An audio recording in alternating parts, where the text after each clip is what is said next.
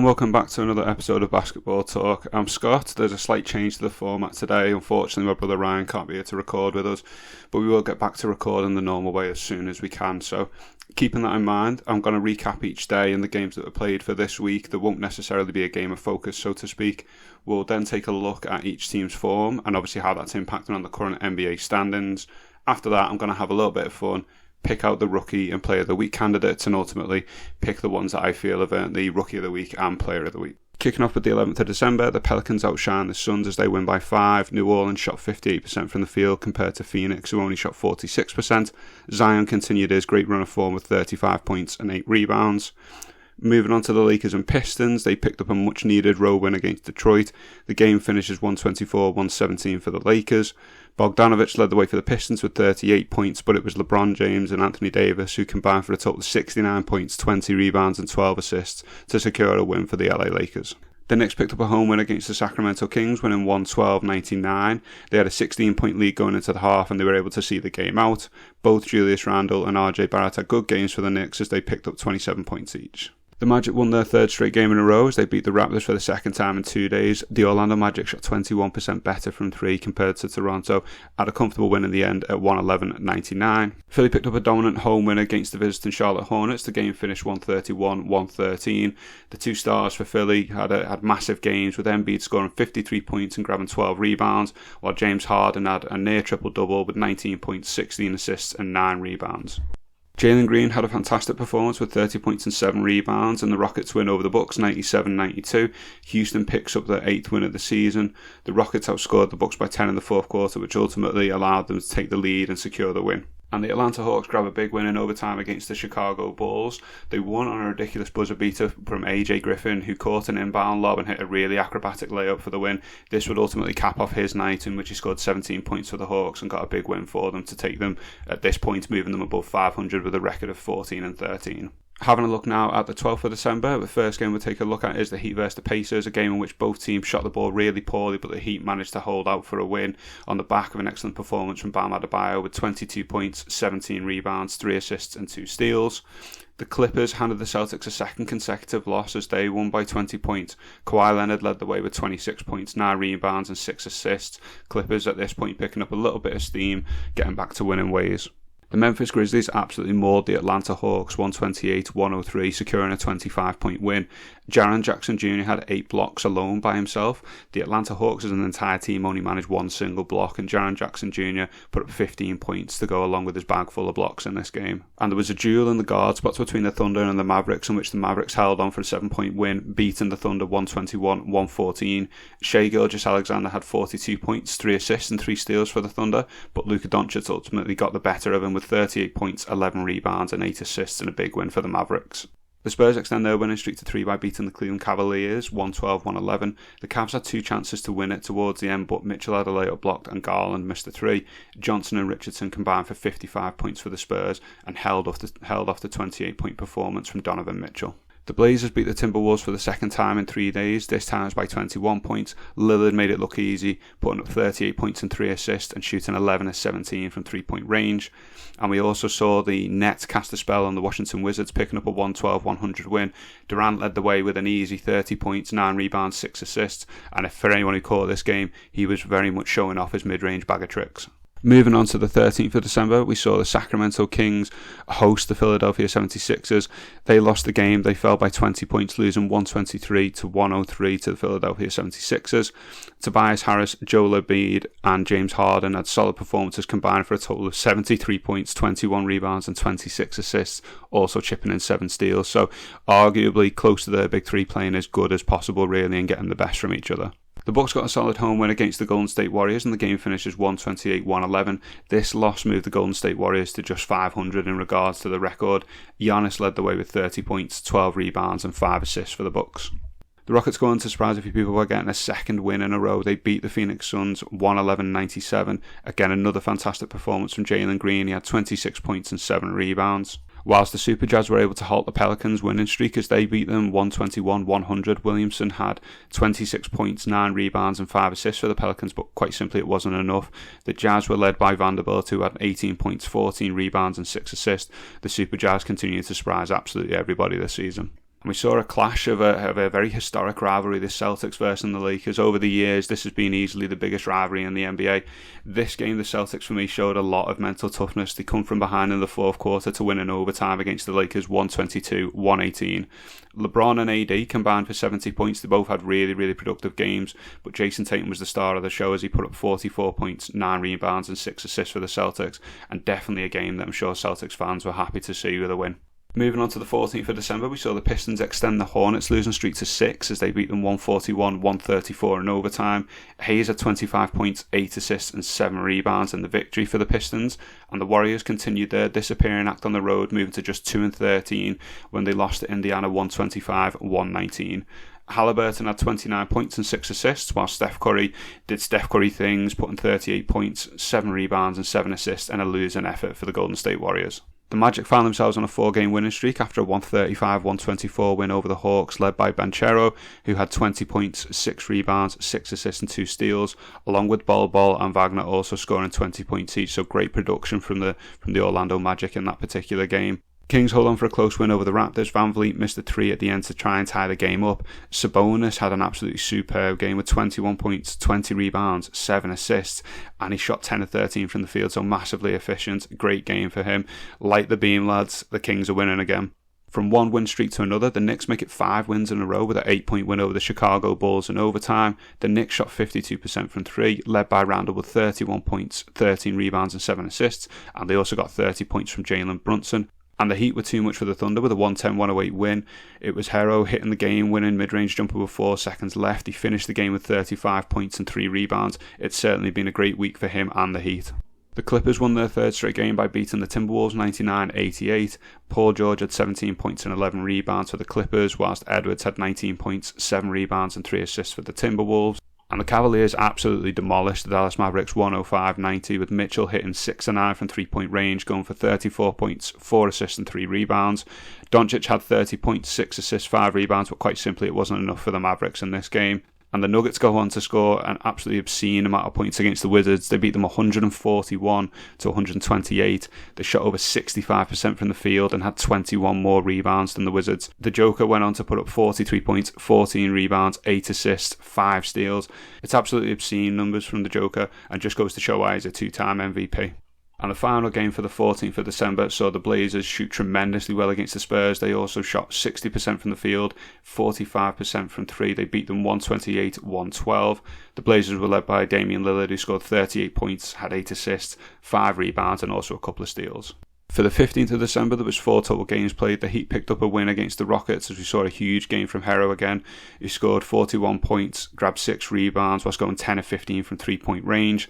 The Grizzlies absolutely pummeled the Bucks, winning by 41 points as the Bucks shot incredibly poor. They shot 37% from the field. Morant had a triple-double with 25 points, 10 rebounds, 10 assists, and made the game look very easy.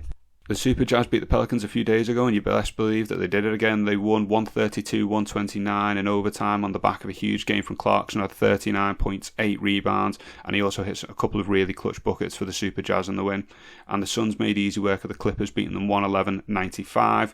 Worth noting that neither Leonard or George played for the Clippers in this game, but a fantastic performance from Bridges, who scored 27 points and grabbed 6 rebounds for the Phoenix Suns. Taking a look at the games played on the 16th of December, the Hawks got a comfortable win over the Hornets, 125-106. They shot 51% from 3-point range. They were led by Trae Young, who had 31 points and 9 assists. Out in Lakerland, we saw a surprising win against the Nuggets. The game finished 126-108 in favour of the Lakers. It was a great game for LeBron, who had 30 points, 9 rebounds and 4 assists, along with Russell Westbrook continuing his superb play off the bench, getting another triple-double with 15 points, 12 assists and 11 rebounds. The Orlando Magic continued their winning ways as they managed to get a win against arguably the best team in the NBA. They beat the Celtics 117-109.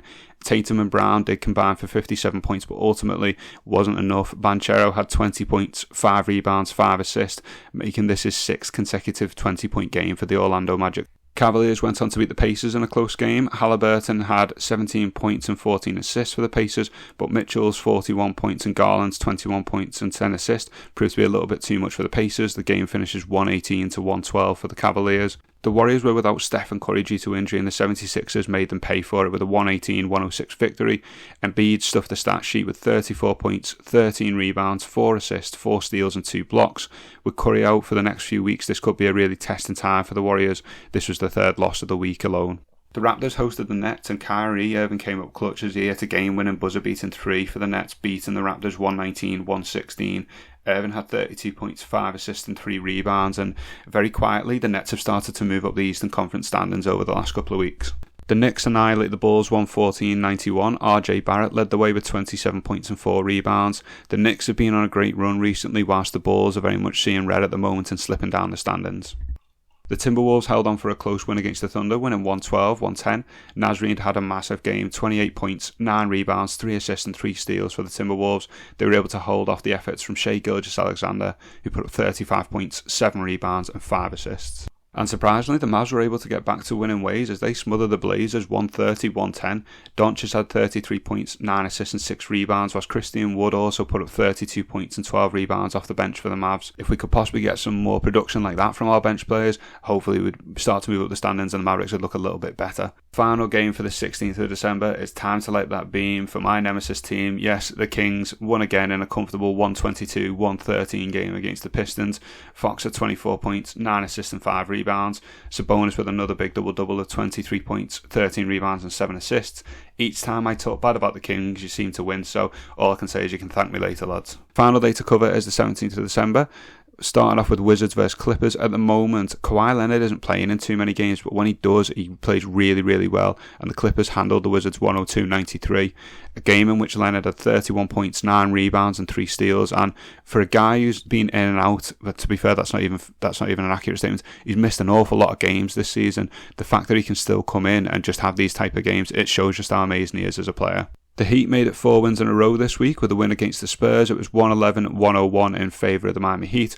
Butler, Hero and Adebayo all had at least 20 points for the Heat, and this particular win moved the Heat above 500. Devin Booker absolutely roasted the Pelicans when he scored 58 points en route to a 118-114 win for the Phoenix Suns. For Booker, it's a really tremendous performance, but with the type of player he is, he missed 5 free throws in this game. You know he'll be frustrated that he should have had 60 points in this game, but he continues to display just how much of an offensive juggernaut he is, and he's showing all of his bag of tricks this season.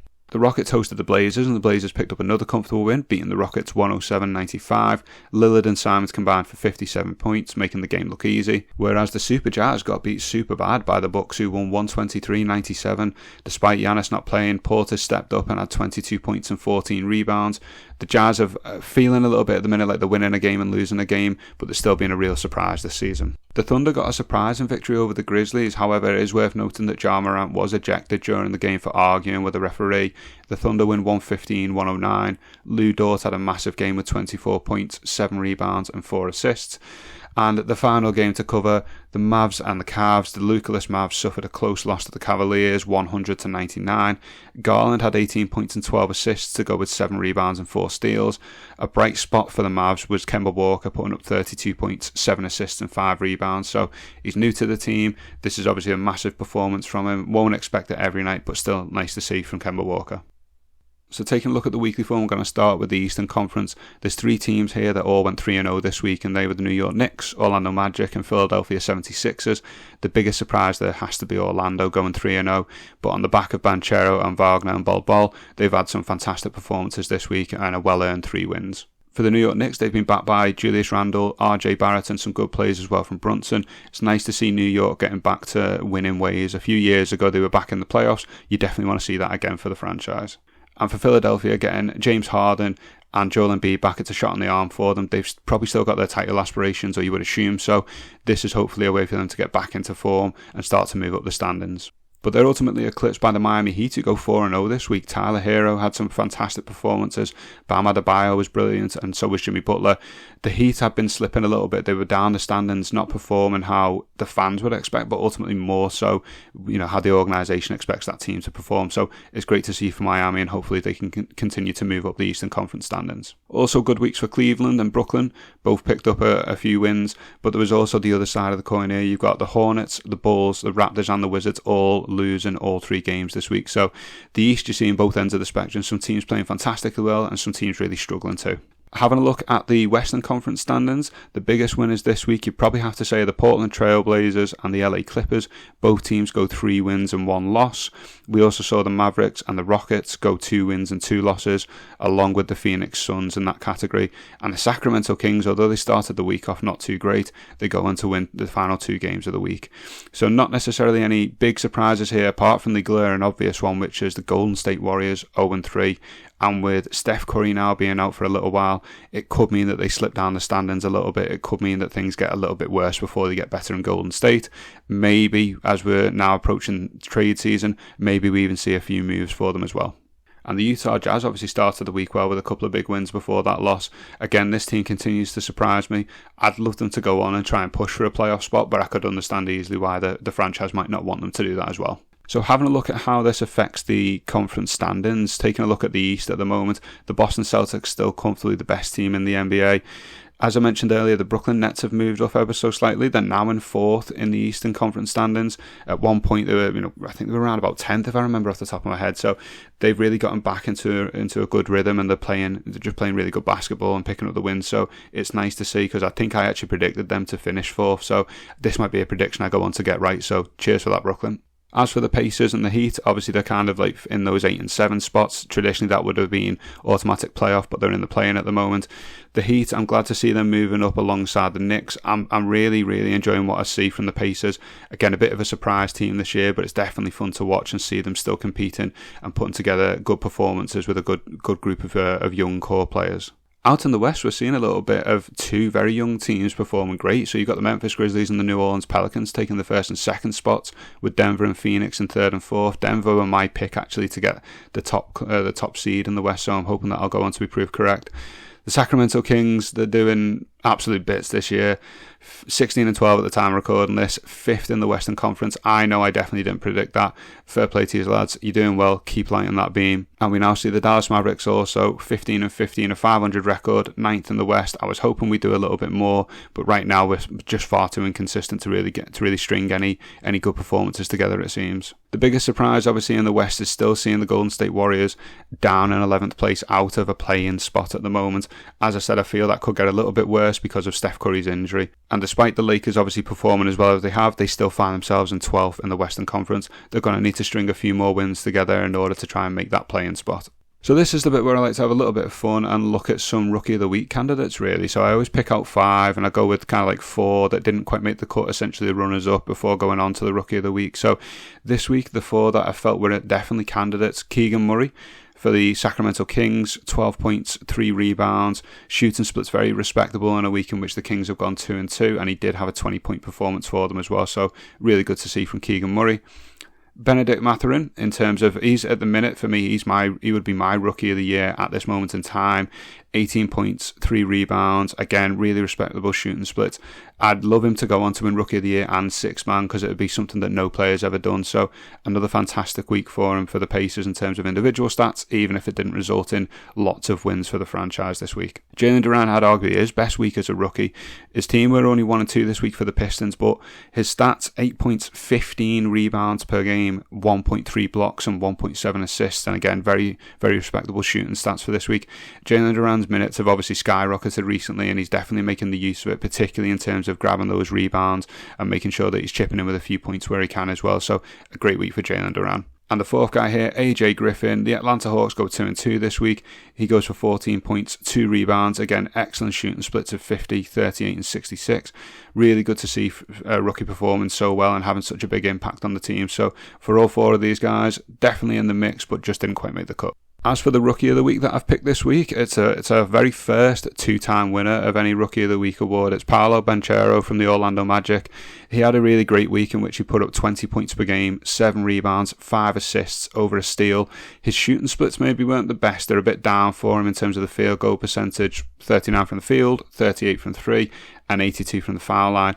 But to me, the reason he was head and shoulders above everybody else, it's not just the scoring numbers, it's the fact that it's 3 straight wins in this week for the Orlando Magic. It's the fact that he's had 20 points per game in every single game, and he's on a streak of 6 games of 20 plus. But in this week in particular, leading the Orlando Magic to a 3-0 record, I thought he was definitely deserving of Rookie of the Week. So our very first 2-time winner, congratulations to Paolo Banchero for Basketball Talk's Rookie of the Week. Next, we'll have a look at the candidates for Players of the Week. Again, the 4 that I felt just missed the cut on this one, which is always a little bit harsh. I feel like when you look at some of these players, it's harsh to not give them Player of the Week, but it shows just how competitive it's really been. So RJ Barrett led the Knicks to a 3-0 week, 25 points, 6 rebounds, 3 assists, shot 50% from 3.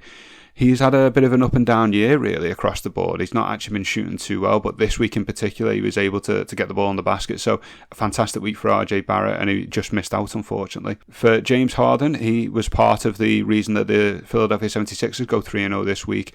22 points, 7 rebounds, 13 assists is absolutely insane, along with 52% from the field and 47% from 3.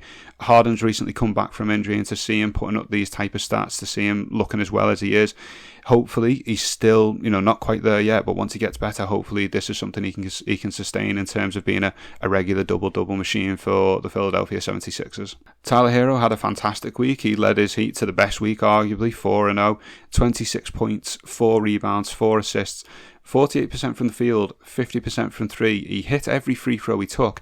This week alone as well, he hit 24 3-pointers, 24 out of 48. So in terms of shooting splits, you really can't argue with that from Tyler Hero. One of the best weeks he's seen. He was last year's 6th man of the year, so now he's moving into a starting role. He's having a career year, and he's doing really, really well for the Heat. And Donovan Mitchell was the 4th guy that I felt, again, just missed out really. 3-1 week for the Cleveland Cavaliers, in which he put up 32 points, 3 rebounds, nearly 3 assists, and shot 53% from the field, 42 from 3, and 88% from the foul line. He's taken massive leaps this year, Donovan Mitchell. He's having a career year across the board in terms of a lot of his stats, and the Cavs are a really interesting team to watch. So another great week for Donovan Mitchell.